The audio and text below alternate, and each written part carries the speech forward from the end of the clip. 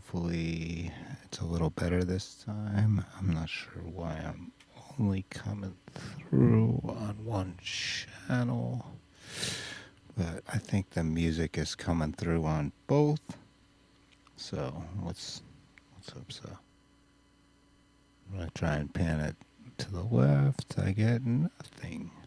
So let's hope this is coming through properly. You should be able to get the idea anyway. So what's up, y'all? Yeah, you get to see my face. I just kind of modified my setup a little bit. You can see my mass of boxes from gear that I'm not sure I might want to sell at some point, and I'd like to have the original box. Plus, maybe at some point I'll like set up a little display, so, you know, make it look groovy. Right now, it's just a pile of boxes. So, yeah, I'm not going to show you too much else in my studio here. It's pretty messy. So, where I was at, I was going to show you. So this track is called Sailing on Echoes. You can check it out on YouTube. And the version that's on YouTube, I wasn't really happy with. I was feeling like it was a little flat. And and there was this hi-hat kind of sound, like a shaker, that was just a little too harsh in this one spot. You know, I liked the mix.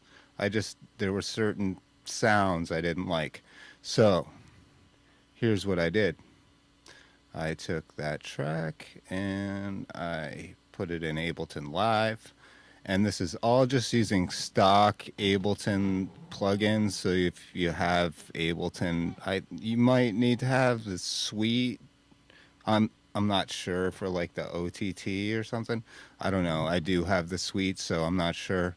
And if anybody out there wants a version of Ableton Live Lite, I probably have a key or two kicking around for that one, just from some gear that I got. So hit me up in a DM or whatever if you want a key for Ableton Live Lite. It's not full featured, but it can get you going and kind of get you an idea of whether you like this piece of software enough to pay however much they're charging for it these days. I think I don't know, I upgraded and it was like $200 to upgrade, so I think it's like $800 for the full suite. But there's a new version 11 that's out, so you could try out 10, you could try out 11 on the demo that they have, but it's super limited. So anyway, I'm talking too much. So here's what it sounds like right now. Skip to some place where there's actually sound. Okay, so here.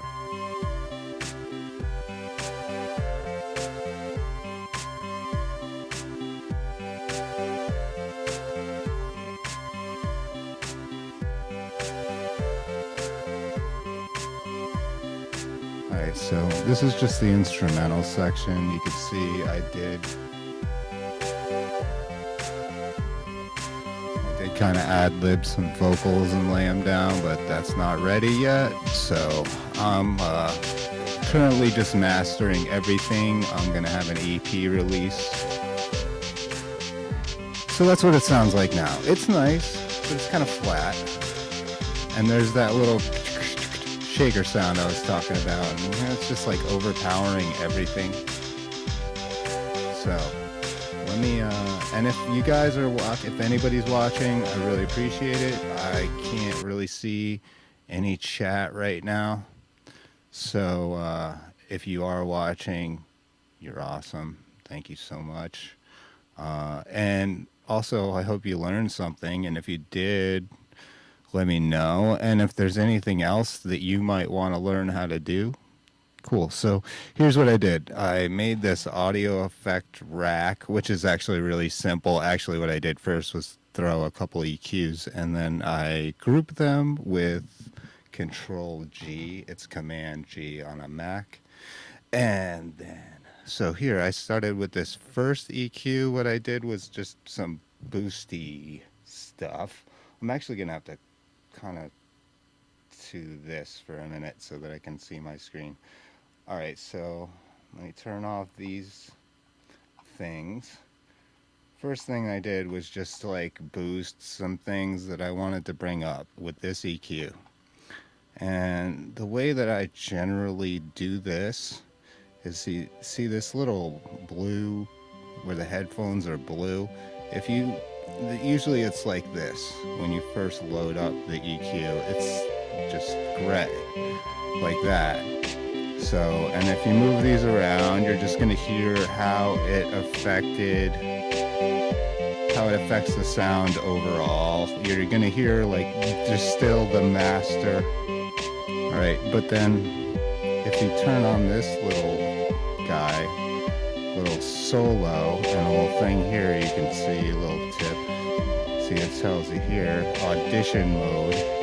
So now it's only going to give me this one that I have selected. So here I got, I don't know, this should actually be a low pass.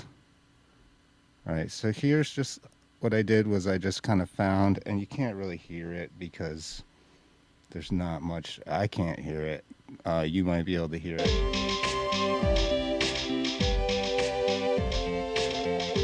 I'm actually turning up my subwoofer so I can hear it. All right, so I basically just kind of listen for when I start to hear something, because this end, there's a whole bunch of stuff that human beings can't even really hear anyway. So you don't want that stuff. See all that rolling off there in the graph?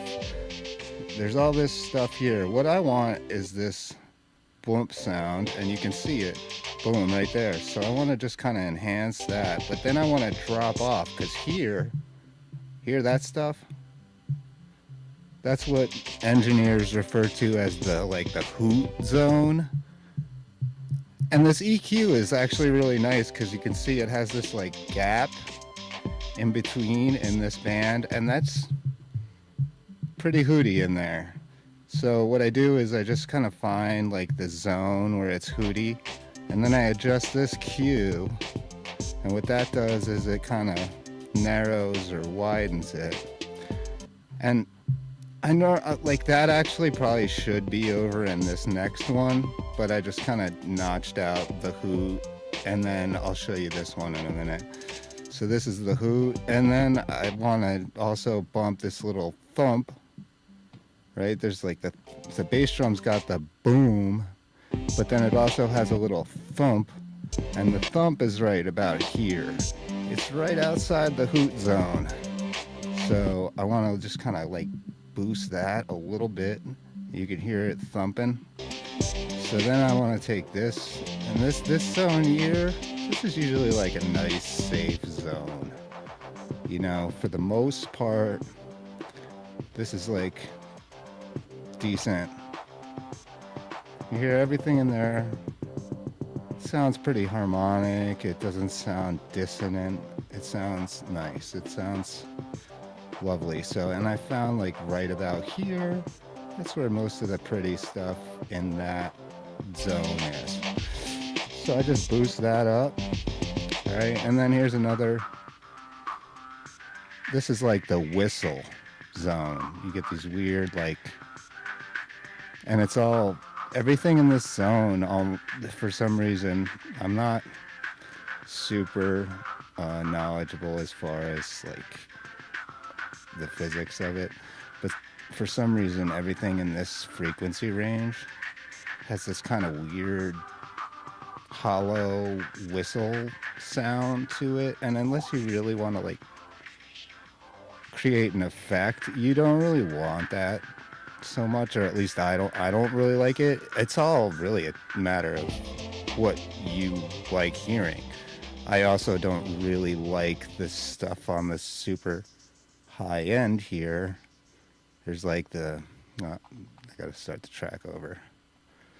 So I skip to where it actually gets some volume. So, and then, so this end up here, you know, some people like that stuff. Some people are really into that. I prefer it kind of more around here. And then this is another like, this is like the more nice stuff that's in the high end, where there's going to be your leads and like if you have guitars or lead vocals or anything like that, you know, like a female vocalist, she's going to probably go in between here and here. And not a whole, I mean, there's going to be stuff in here, but you're probably going to want to get rid of it because it's not really going to harmonize well with the rest of that vocalist's range. It's an interesting phenomenon. So anyway, so there's that, all right? So that already sounds like, let's hear it. So you see, it sounds kind of thin. We got a little bit of bump, we got a little bit of boost, everything's kind of coming through, but there's still some stuff in there that you can't necessarily consciously hear, but it's messing with the frequencies, and so what we do next is a little notching.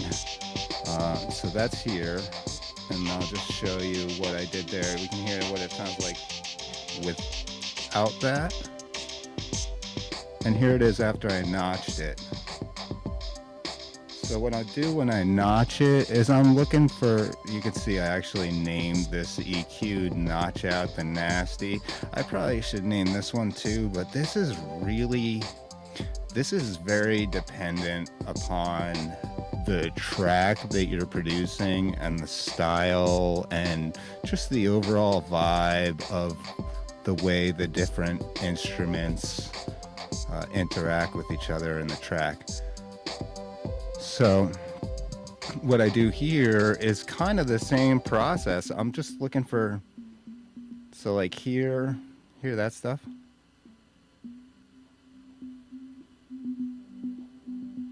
I don't like that sound. I don't want that in there. So I just make this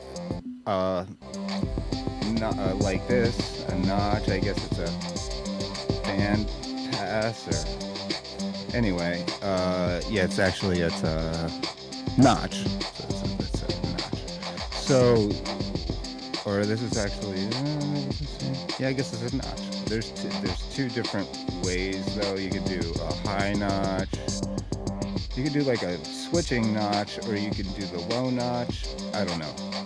Anyway, so this one you can like go here or here. The notch you can just go down with. I like using this one so I can actually like hear what it sounds like boosted. So you got that. It's like kind of another little hootie-ish zone there.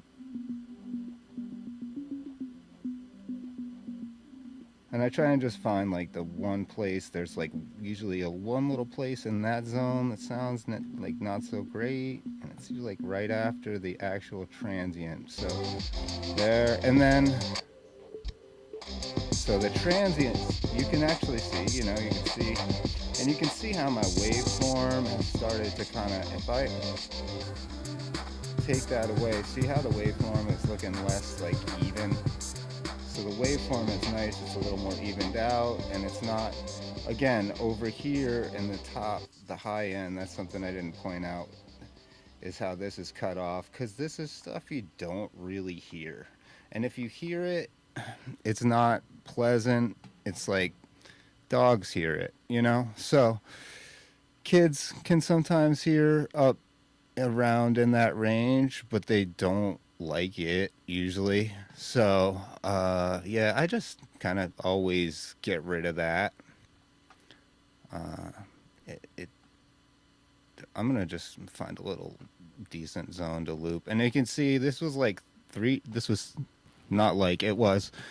different kind of live jam sessions that I did, and then I kind of pasted them together and did a little bit of envelope action. These are the volume envelopes. So yeah, there's a bunch of other stuff going on, but let me put this on looping. All right, so I just Same with that. Ooh, hear that one? Ooh, that one's real nasty. All right, and then, oh yeah, that's real bad. So you gotta hold it there for a minute, and then kind of move around, hold it here. And, you know, I already found all the nasties on this one. And, you know, if I was to use this preset on another track, I definitely wouldn't just lay it down on there and trust it to work right, because it might be, so yeah, in there, got some whistling. Yeah, I don't like that. So you know, you just cut it out with that notch, and then, you know, as you see, like the waveform starts to even out. It feels a little more full. This is just another little zone where there's like some this stuff. You know, and then I got this little peak here because I like that. I like that part of the hi-hats and cymbals and shakers. Just this little range right in here. I guess it's about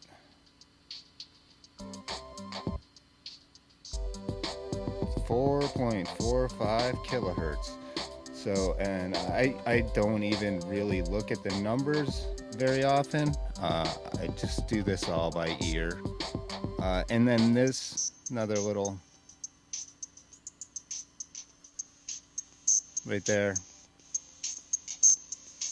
And that's, I think, exactly the thing in the shakers and the hi-hats that was bothering me about the track. So, cut that out. Sorry, I just smacked my microphone. Cut that out, you know. And now let's listen to it without either.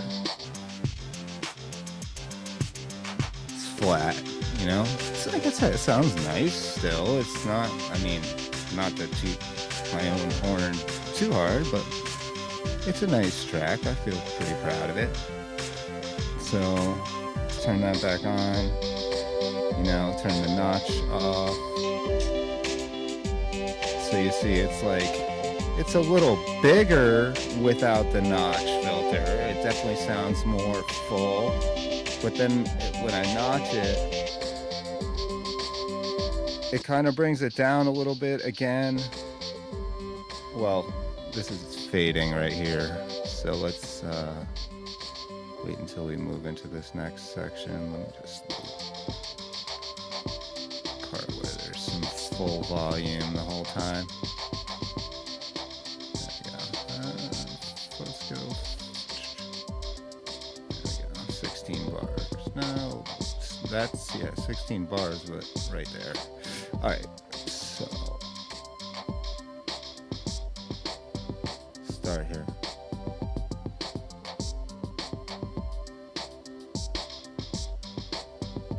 Sorry, jumping around. It's not a pleasant. I really do my best not to be jangly when I'm editing. I like to really kind of ride the vibe a lot, so I don't do a lot of like stopping and to copy and paste things in and doing micro edits and stuff. I do too much of that like for a profession, so I prefer to kind of just vibe on the track while I'm making my edits, and sometimes I do have to stop and go back, but it's, you know, not my preferred mode. All right, so anyway, the next thing I did was, you know, classic. All right, so this right here, see, that made it sound nicer. You know, this made it sound cleaner without any of this dirty whistling and stuff. A little hooty doot. And then, sorry. But then it's got quieter again, you know, and I could turn up the gain on that whole thing, but it's not really ideal because that's an EQ. That's not what it's meant to do. It's just meant to EQ things flat. It's always best to leave the gain at 0 unless you're doing something weird advanced that I don't know about. All right, so then we just threw a generic compressor. Literally, this is a stock, and it's already just bumps it right up to where I want it to be. I usually like to turn off this makeup and then just kind of do it manually. And actually, a lot of the time, the key with the compressor is you want the sound coming out of it to be about the same as what's coming in at first when you first, set it. And this one, I just know it's gonna sound good on a master. It's a generic compressor. It's not. There are other ones. You can look in here. You can see all the compressors that are just like generically, or that are just stock, come with Ableton. These are the presets. You got ones for kick drums. You got one to make your 808 sound crispy. Bunch of fun little stuff. But I just threw a generic compressor because I don't really, and I have a hardware compressor. I could probably throw it down on the hardware compressor. But I also it's just more work, and I'm also want to show you how to do this without any extra hardware if you have Ableton or any extra plugins. I know a lot of people use Ozone or something for this. I've seen it, I've heard the results, it sounds nice, but I think if you want to get a tuned sound that you like exactly the way you like it, then you should build your own mastering chains. And I don't even really save them usually as a preset because, you can, and if you're efficient, maybe you should. But I don't, because I like to build it out differently every time depending on the vibe I'm going for with a specific track. So, and then we got the classic OTT that almost everyone uses, that uses Ableton Live and produces electronic music. And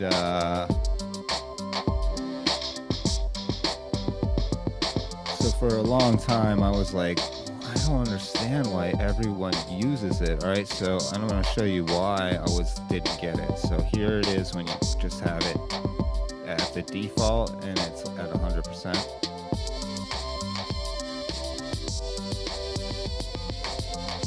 All right, it sounds like thin, right? It sounds like kind of nicer in a way, but it's thin. I was like, what? And then I realized you just got to turn this down. And it, you can tweak it, but this OTT preset on the multi-band dynamics is right here if you're an Ableton user. And you also can probably replicate this process in just about any DAW. You can do it with hardware if you've got all this kind of stuff in hardware. Man, if you have a parametric EQ in hardware, you're definitely rocking it.